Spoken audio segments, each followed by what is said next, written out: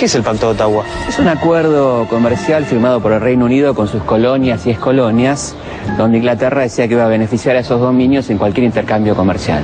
¿Y eso a nosotros en qué nos afectaba? Y esto quería decir que Inglaterra iba a comprar más carne en Nueva Zelanda, Australia y Canadá y menos carne en Argentina. Algo había que hacer. Sí, algo habría que hacer, pero ellos hicieron lo peor.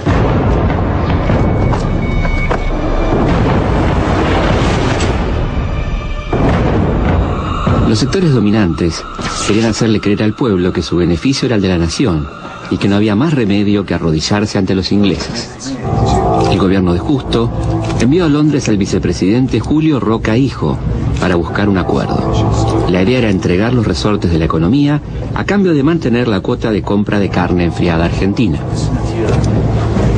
Entre los integrantes de la misión argentina a Londres estaba Guillermo Leguizamón, un abogado de los ferrocarriles ingleses. The Argentine is one of the most valuable jewels of His Majesty's crown.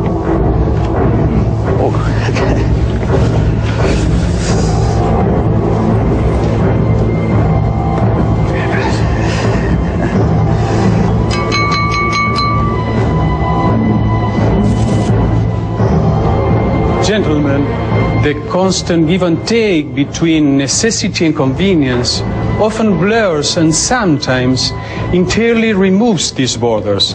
This is the case of the Argentine Republic, who by an interdependence which is entirely reciprocated from the economic point of view, is and remains an integral part of the British Empire.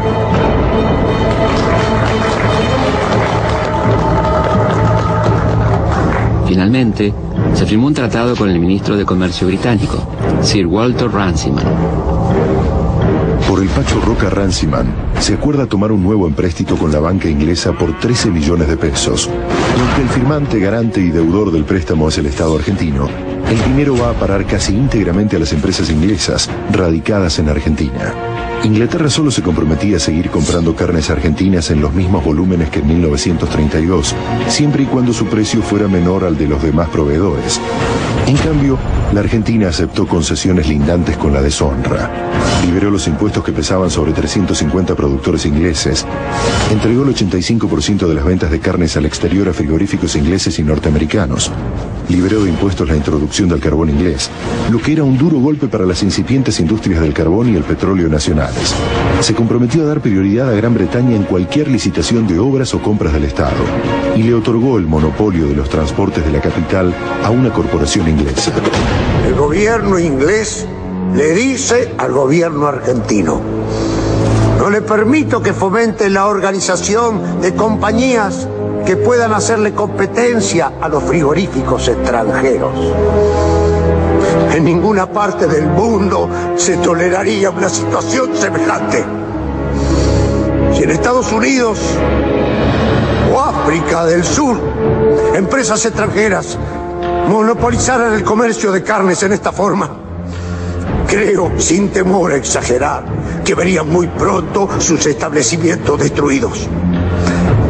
En esas condiciones, no podría decirse que la Argentina sea un dominio británico, porque Inglaterra no se toma la libertad de imponer en los dominios británicos semejantes humillaciones, carajo. Está equivocado. ¡Váyase, senador! ¡Váyase! Por favor, levántese. Además, Lisandro de la Torre nació en Rosario en 1868. Su primera aproximación a la política fue con los grupos opositores a Juárez Selman, que van a terminar confluyendo en la Unión Cívica allá por 1889. Al año siguiente participa de la Revolución del Parque, de la creación de la Unión Cívica Radical, de la que va a terminar apartándose en 1896. Lisandro de la Torre propuso una alianza con los mitristas para derrotar a Roca, pero se encontró con la firme oposición del nuevo líder radical, Hipólito Yrigoyen, y decidió apartarse de las filas radicales. Su indignación con la política de Yrigoyen lo llevó a retar a duelo al sobrino de Alem. Don Hipólito no sabía esgrima y contrató a un profesor para la ocasión. Lisandro, en cambio, era un experto.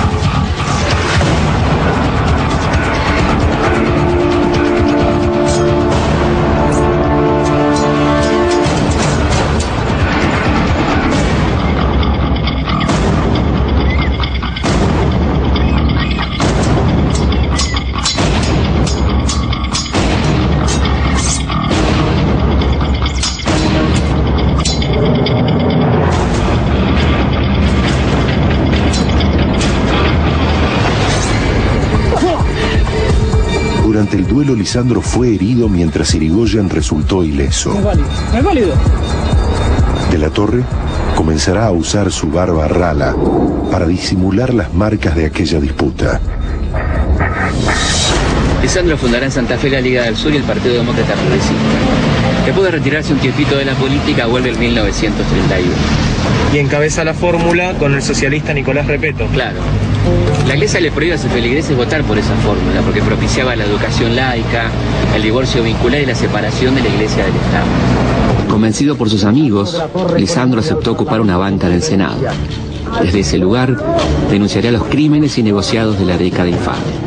Don Lisandro había propuesto y concretado la conformación de una comisión investigadora del comercio de las carnes. La comisión se encontró con todo tipo de trabas, desde la negativa de las empresas británicas a abrir su contabilidad, hasta la orden impartida por el ministro de Agricultura a la Dirección General de Rentas de no colaborar con los investigadores. Acá, agente. Venga con la barca. Vamos. You cannot board this vessel by force. This is a British ship. Fuera. This is an insult to Great Britain. Retírese. Sir, I must protest. Llévenselo. His Majesty's sovereign property. Los trabajadores, informantes de Alfredo Palacios, supieron que en un barco inglés amarrado en el puerto estaba escondida la documentación sobre el negociado de la carne envasada y, lo que era muy grave, estaba oculta en cajas con el sello del Ministerio de Agricultura. La documentación comprobaba la estafa al Estado Nacional por parte de la empresa inglesa y detallaba como gastos los sobornos a los funcionarios públicos. Acá hay algo, senador.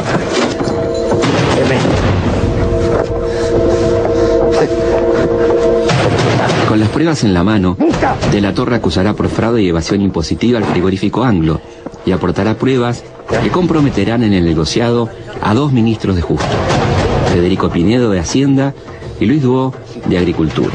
Lamentablemente, los diarios de aquellos días se ocupaban de otras noticias. Tome nota. El gobierno de Justo decide disputarle a Uruguay la facultad de traer el cuerpo de Gardel para velarlo en Buenos Aires.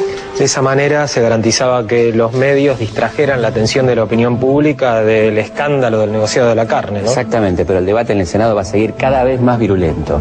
Lisandro de la Torre sigue presentando pruebas contra ministros de Justo. ¡Miente!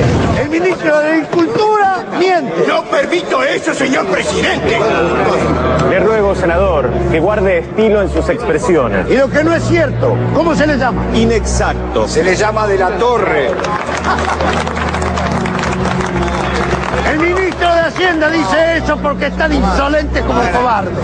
Si la dignidad y la honra de una persona estuvieran expuestas a ser lastimadas por lo que digan irresponsables, podría ser que mi honra estuviera al alcance del señor senador. Ya le he dicho que es tan insolente como cobarde. Insolencia y cobardía me atribuye el señor senador por Santa Fe. Es capaz, señor presidente, de retarme a duelo porque sabe muy bien que yo por mis convicciones no me bato. Usted es capaz de no batirse por cobardía. Señores, por favor.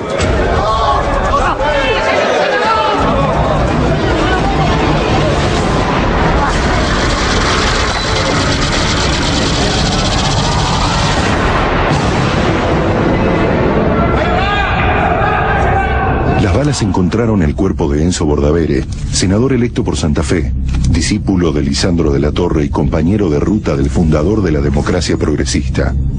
La autopsia de Bordavere demostró que había recibido 3 balazos, 2 en la zona lumbar y uno que le lesionó el corazón. A su entierro en Rosario asisten unas 70.000 personas. ¿Y atraparon al asesino? Sí, intentó escaparse por estos pasillos, pero cuando llegó a la sala de taquígrafo fue detenido. Se llamaba Ramón Valdés Cora, era un excomisario torturador que trabajaba para el Partido Demócrata y un hombre muy vinculado al ministro Duó. Me imagino que inmediatamente el presidente Justo le pidió la renuncia al ministro y decretó el duelo nacional, ¿no? Sí, Juan. Esa noche el presidente Justo asistió a una función de gala en el Colón. Valdés Cora dijo que había actuado por motu propio, que no tenía cómplices y fue condenado a 20 años de prisión. ¿Y los instigadores?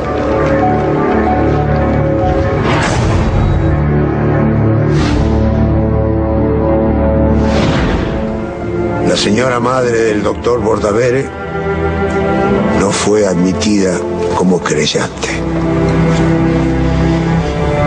El comisario de este recinto declaró que había hecho entrar a Valdés Cora al Senado por una orden especial, no fue procesado.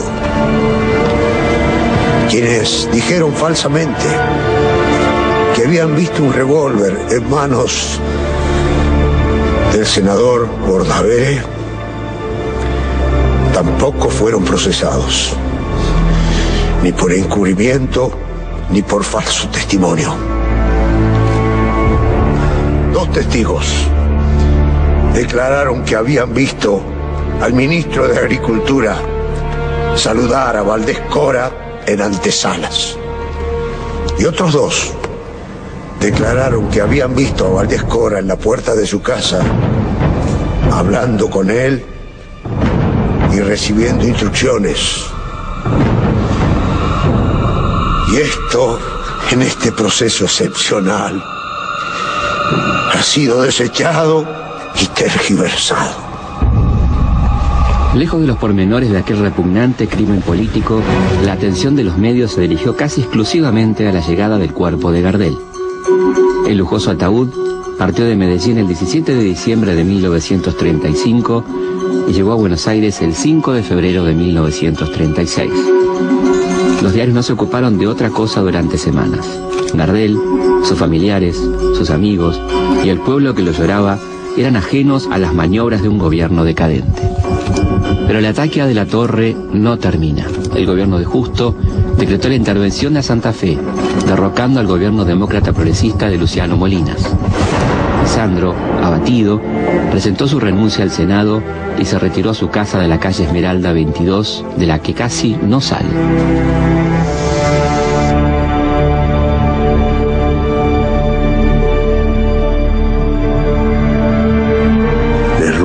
Se hagan cargo de la cremación de mi cadáver. Deseo que no haya acompañamiento público, ni ceremonia laica, ni religiosa alguna. Mucha gente buena me respeta y me quiere y sentirá mi muerte. Eso me basta como recompensa. No debe darse una importancia excesiva al desenlace final de una vida. Si ustedes no lo desaprueban, desearía que mis cenizas fueran arrojadas al viento. Me parece una forma excelente de volver a la nada, confundiéndose con todo lo que muere en el universo.